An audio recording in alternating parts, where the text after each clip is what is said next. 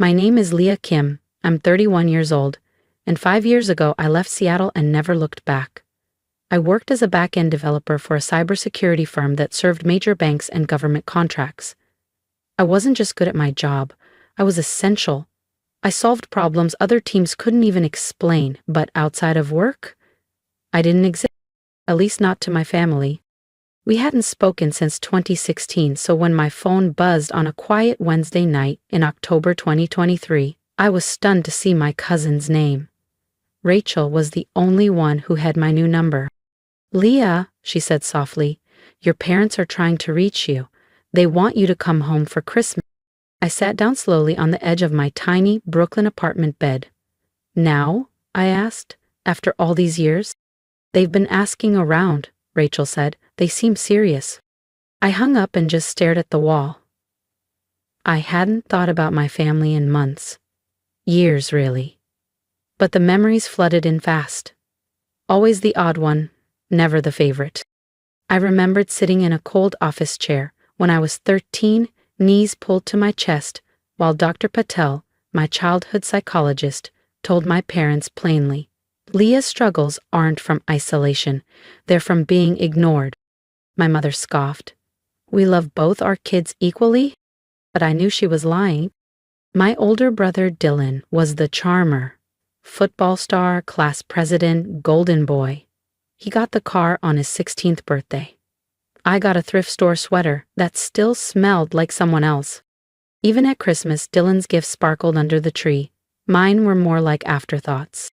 But this year, they were finally calling me back. And they had no idea who I'd become. Family gatherings were always a nightmare. Dylan would hold court, loud, charming, magnetic, while I sank into the background like furniture no one noticed. That's when I discovered coding. It started with a dusty flyer taped to the high school bulletin board. "Intro to Computer Science Club, Room 27, Thursdays after school." I went once. Then, never missed a session. For the first time, I felt seen, not by people, but by the logic of code. The club became my refuge. We rebuilt old PCs from junkyard parts. We traded books, debated compilers, and stayed late debugging each other's projects. I even built my first game on a borrowed laptop. Mr. Alvarez, our teacher, pulled me aside one day. "You've got something special, Leah," he said. "Don't let anyone shrink you." By 17, I had a plan. I'd apply to college, leave Seattle, and build my future from scratch. Dylan, of course, was already enrolled at an elite university in California, riding on my parents' full financial support. Then came that Thanksgiving dinner. My dad raised his glass. "To Dylan, making us proud at Stanford." Cheers erupted. Then Mom added, "As for Leah, we're encouraging her to find steady work." My uncle cracked. "We're hiring dishwashers at the diner." The whole table laughed, including my parents. I didn't laugh. What they didn't know was that I'd already secured a full ride to a top-tier tech program in New York. Tuition, housing, even a stipend. All covered. I packed up quietly and moved into a dorm in Manhattan. Waitress part-time. Graduated top of my class. Landed a dream job at a cybersecurity firm before the ink was dry on my diploma. 4 years later, I'd just led a multi-million-dollar integration for a global bank. The bonus? Enough to buy a brownstone. So, I called a realtor. Within a few days, my realtor found it. The perfect brownstone condo in Fort Greene. 2 bedrooms, sleek kitchen, exposed brick, close to the park. At 31, I officially became a homeowner. 2 weeks before Christmas, I hosted a small housewarming. Just my real friends. The ones who'd seen me pull all-niners, cry over failed code, and still show up every day. We sat on floor cushions with Thai takeout and cheap wine, surrounded by unpacked boxes and laughter. Lisa raised her glass. "To Leah," she said, "the quiet one who turned silence into power." We clinked glasses. I smiled, but a thought lingered. I was going home in a week. But this time, I wasn't going back as the invisible girl. This time, I was coming back as someone who knew her worth. The week before Christmas, I took time off work, wrapped simple but thoughtful gifts, and drove the 6 hours back to my childhood neighborhood in North Seattle. The house hadn't aged well. Faded siding, overgrown hedges, and a porch light that flickered like a dying memory. I rang the doorbell with trembling hands. Footsteps. Then the door creaked open. "Leah?" My mother blinked. "Wow, it's really you." She gave me a brief, stiff hug. "You look different." Inside, the scent hit me. Old wood polish, stale air, and that ever-present bowl of dried potpourri. The living room was packed. Conversations halted as eyes turned toward me. "Well, look who finally showed up," someone muttered. "Is she wearing sweats?" another whispered. I glanced down. Tailored black slacks and a designer coat. Quiet luxury, but clearly lost on this crowd. Then Dylan emerged from the kitchen beaming. "Everyone, this is Mia, my wife, and," he gestured at her belly, "your future niece or nephew." "Congratulations," I said. He smirked. "Still coding in a corner somewhere?" Laughter rippled. I felt my jaw tighten. "I work in tech," I replied calmly. If you've ever returned home with more power than they imagined, hit subscribe, because the next part of this story is where everything changes. "Tech, huh?" Dylan smirked. "Like fixing printers? Or answering help desk calls?" He turned to Mia. Leah was always the weird one, probably working out of some basement somewhere. I just smiled faintly, something like that. Mom clapped her hands. "Dinner will be ready soon. Leah, put your things down. Dylan's using your old room as his office now, so you'll be sleeping on the couch." Of course he was. Of course I would be. The night was a slow drip of condescension. Aunt Nora cornered me by the sad bowl of punch. "Your brother's starting his own business. He's such a visionary, and you're still in computers?" "I write software," I replied. She scrunched her nose. "Ah, well, someone has to do the boring stuff." Uncle Mike leaned over during dinner prep. "Dishwasher position's still open at my diner. Pays minimum wage, but it's honest." "Thanks," I said politely. "I'm good." At dinner, they sat me at the far end of the table, next to the kitchen door. Dylan, predictably, held the spotlight. "This is going to disrupt everything," he declared. "We just need the startup capital to launch." "How much?" Dad asked. 200 grand to get rollin', Dylan said casually. Nearly choked on my water. It was every cliché, failed startup pitch I'd ever heard. "We'll figure something out," Mom said, patting his hand. "Family helps family." After dinner, she handed me a blanket and gestured toward the couch.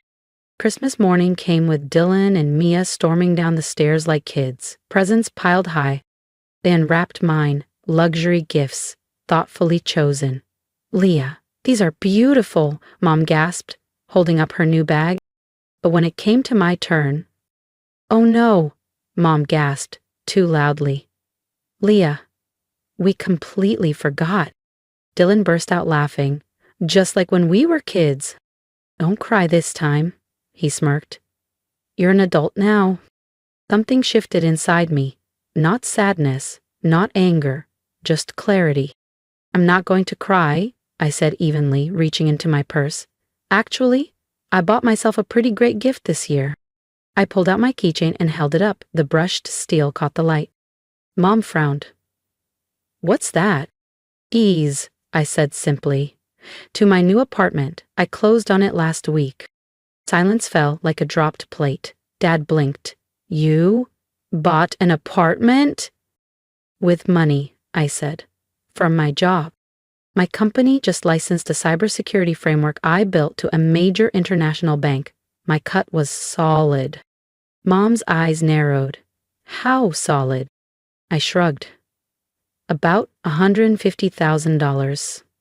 0 cents after taxes." You could have heard a fork drop. Dylan's mouth hung open. Mia's eyes widened. Mom and Dad stared like I'd confessed to living a double life. $150,000 0 cents, Mom said, her voice pitching up. "What kind of job pays bonuses like that?" "I told you," I said calmly. "I'm a software developer. I build enterprise security systems for Fortune 500 clients. Dad leaned in. How long have you been earning this kind of money?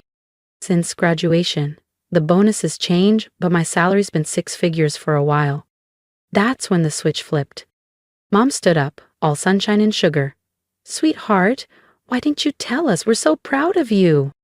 Dad chimed in. Dylan, did you hear that? Your sister works with Fortune 500 companies. Dylan's jaw clenched. Mia leaned in, whispering something into his ear. Mom perched beside me. So, tell us about this apartment. How many bedrooms? 2 bedrooms, 2 baths, Fort Greene. Close to work? She beamed. We should visit. Family should stick together. I almost laughed. Family? After 8 years of silence? Actually, I said, standing, I've got a long drive ahead. Mom reached for my arm. You just got here. Stay. Dad nodded. We haven't even talked about your career. As I packed, I could hear them whispering, voices hushed and urgent. When I came back downstairs, suitcase in hand, they were waiting, those eager, strained smiles already setting off alarm bells. Before you head out, Dad said, stepping forward, we should talk about Dylan's business opportunity. As you mentioned, he needs a little capital to get started. Dylan smiled like he was doing me a favor. It's a solid investment. You'd be in on the ground floor. How much? I asked flatly. Just $200,000, 0 cents, he said. With what you make, that's nothing, right? I looked at them. My parents, who once laughed when Uncle Mike offered me a dishwashing job. My brother, who spent a lifetime mocking me. And his wife, who chuckled along just yesterday morning. No, I said. The smiles vanished. What do you mean, no? Mom snapped. I mean, I'm not giving you any money. But we're family, Dad said, as if the word held any weight. I folded my arms. Where was family when I was told to find my own place the day after graduation? Or when you paid for Dylan's college, but left me to figure it out alone? That was different, Mom muttered. We didn't have money back then. You had money for Dylan, I said. Dylan showed promise, she barked, then immediately backtracked. I mean, we thought work would be better for you. I grabbed my bag. I need to go. You selfish brat, Dylan exploded. After everything this family did for you. What did you do? I asked. Raise me? Feed me? That's parenting, not charity. And you made sure I knew I wasn't wanted. I walked to the door as they followed, still protesting. You'll regret this, Mom shouted. I won't, I said, and meant it. By the time I hit the highway, my phone lit up. Calls, texts, guilt trips. I blocked them all at a rest stop. Back in Brooklyn, I poured a glass of wine and watched the city glow from my balcony. Sarah texted. Heard what happened. Sorry about them. Don't be, I replied. This was the best gift they ever gave me. Freedom. She sent back a laughing emoji. Your mom's telling everyone you're ungrateful. Let her, I wrote back. That night, I slept better than I had in years. The next morning, I woke to a flood of messages, but not from my parents or Dylan. These were from aunts, uncles, and cousins I hadn't spoken to in years. Your mother told us what happened. How could you abandon your family? Dylan is trying to build something. You should support him. We always knew you were selfish. One by one, I blocked them. Every name, every guilt trip, gone. Except for Sarah. She called that afternoon.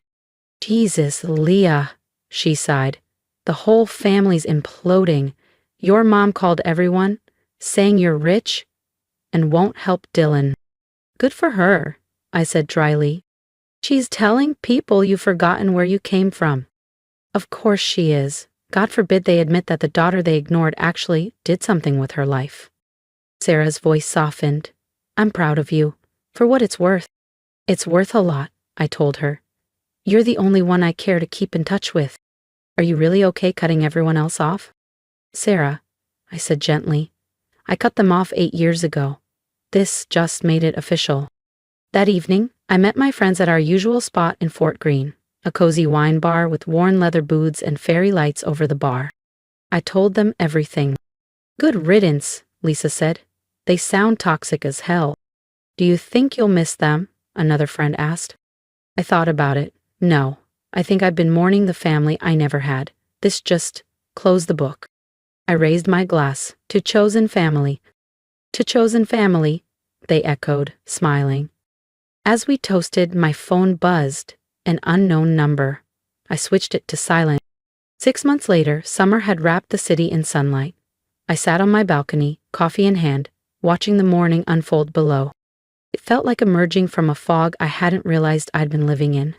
Sarah still called weekly with updates, not because I asked, but because she cared. Jake's daughter was born last month, she told me. Madison. That's nice, I said, and meant it. I hoped that little girl would be loved better than I was. According to Sarah, Dylan and Mia were still living with my parents. The big startup? Still just talk. Even the relatives were getting tired of hearing about it. Apparently, my parents had turned my betrayal into their favorite sob story. At every family gathering, they painted me as the ungrateful daughter who vanished despite all their sacrifices. Meanwhile, my life had taken a turn I wouldn't trade for anything. 3 months after that disastrous Christmas, I met Ethan at a coffee shop near my office. A freelance designer with a gentle smile and a deep respect for boundaries, he understood the tech world, and more importantly, understood what it meant to walk away from a toxic family. He had done it too. Work was thriving. I'd been promoted to lead systems architect for a major AI security integration. The pay raise was great, but what thrilled me more was the freedom to build something groundbreaking. My team respected me. My ideas mattered. I was finally building the kind of life I used to dream about from a lumpy couch in my parents' basement. About a month ago, Dylan somehow got hold of a new number and called. Hey, Leah, he said, awkwardly chipper. Thought we could catch up. What do you want? I asked. Mary Madison should meet her aunt. Things are tight right now. Mom and Dad's house needs work. No, you don't even know how much. Doesn't matter. He exploded. I hung up, blocked the number. And as I sat there, in my own apartment, sipping coffee beside Ethan, I felt nothing but peace. Everything they said I'd never have, love, stability, success, I built on my own terms. Sarah later mentioned they were turning my old bedroom into a nursery. It didn't sting. That room never felt like mine. This one does. They still tried reaching me through distant cousins and family friends. My favorite was Aunt Nora's voicemail. Family is forever, Leah. But I'd already walked away, and I wasn't turning back. Ethan and I were planning a trip to Japan next month. We'd been learning the language, mapping temples, and bookmarking noodle shops. Sarah messaged me, Mom saw your post. She says it's typical. You'd rather vacation than help family. Good, I said. Maybe she'll finally get it. Last week, I was promoted to head of engineering, top 1% salary. My boss said, you earned this. We celebrated with friends. Lisa joked, your mom probably sensed your bank balance went up. That night, Ethan brought champagne to the balcony. Let's buy a house, I said. With space, a yard, maybe a dog. My phone buzzed. Sarah again. Mom says you must be a drug dealer. I laughed. Let them spin their stories. I'm living mine. If you've ever felt invisible in your own family, I'd love to hear from you.